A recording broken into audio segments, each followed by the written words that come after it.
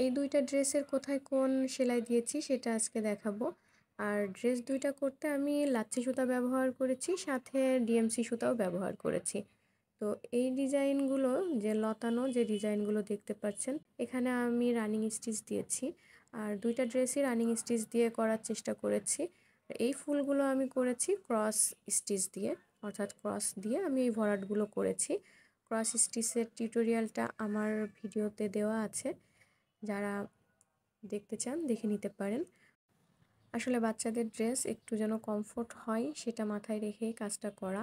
এই লতানো ডিজাইনের মধ্যে আমি যে ফুলগুলো ব্যবহার করেছি, দেখবেন লতাগুলো দিয়েছি যে কালারের সুতা দিয়ে, ঠিক তার উপরে যেন ফুটে ওঠে এরকম একটি কালারের ফুল দেওয়ার চেষ্টা করেছি। ড্রেসটা কমপ্লিটের পর এরকম হয়েছে দেখতে।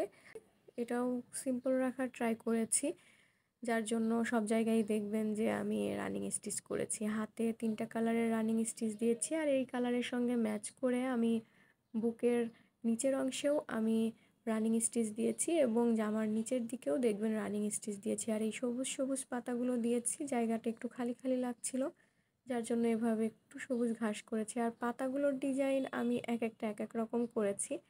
আর ফুলগুলো ভরাট করেছি, ফুলের মাঝখানে ফ্রেঞ্চ নট, আর নিচের দিকে এরকম জিগজ্যাগ করে জাস্ট একটা বর্ডার করে দিয়েছি। তো ভালো থাকবেন সবাই।